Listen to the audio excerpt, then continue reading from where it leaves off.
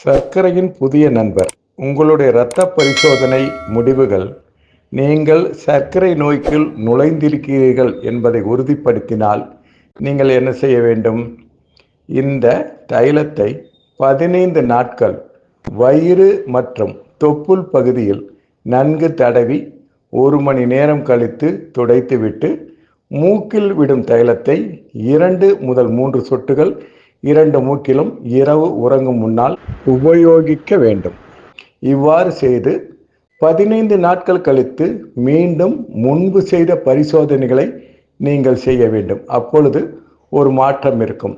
அதன் பிறகு எங்களை கலந்து ஆலோசித்து என்ன செய்ய வேண்டும் என்று கேட்டால் என்ன செய்ய வேண்டும் என்று நாங்கள் தெளிவாக சொல்லுவோம். 5 வருடங்களாக நீங்கள் சர்க்கரையின் நண்பர் என்றால் நீங்கள் என்ன செய்ய வேண்டும்? தைலத்தை வயிறு பகுதியில் 15 முதல் 30 நாட்கள் தினமும் தடவி 1 மணி நேரம் கழித்து நன்கு துடைந்துவிட்டு இரவு உறங்கும் முன்னால் மூக்கில் விடும் தைலத்தை தினசரி 2 முதல் 3 சொட்டுகள் இட்டு உறங்க வேண்டும். 30 நாட்கள் கழித்து நீங்கள் முன் செய்த அதே பரிசோதனைகளை செய்தால் ஒரு மாற்றம் இருக்கும். அதை பொறுத்து எங்களுடன் தொடர்பு கொள்ளுங்கள். அடுத்து என்ன செய்வது என்று தெளிவான ஆலோசனை வழங்கப்படும். சர்க்கரை நோயின் 10 வருட நண்பரெனில் மேற்கண்ட தைலத்தை வாரத்தில் 5 நாட்கள் உடல் முழுவதும் தடவி 1 முதல் 2 மணி நேரம் கழித்து நன்கு துடைத்துவிட்டு உறங்கும் முன்னால் மூக்கில் விடும் தைலத்தை 3 சொட்டுகள் இரு மூக்கிலும் விட்டு நன்கு சுவாசித்து உறங்க வேண்டும். 30 நாட்கள் கழித்து முன்பு எடுத்த அதே பரிசோதனைகளை எடுத்தால் மாற்றம் இருக்கும். என்ன செய்யலாம்? கலந்து ஆலோசியுங்கள்.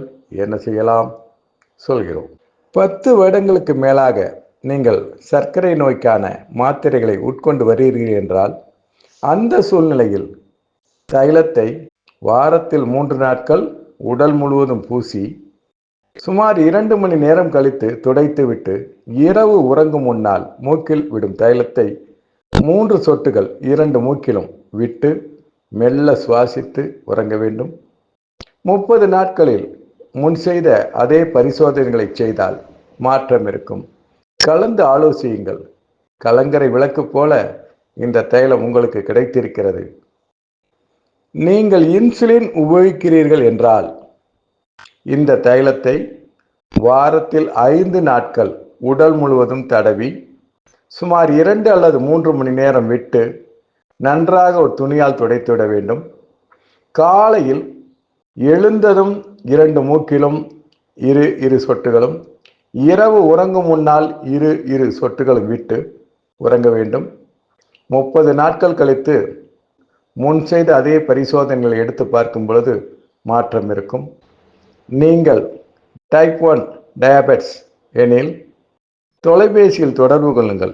ஏனெனில் ஒவ்வொருவரும் ஒவ்வொரு மாதிரியாக இருப்பதால் உங்களுக்கு தெளிவான ஆலோசனை வழங்க வேண்டுமே தவிர பொது ஆலோசனை வழங்க இயலாது.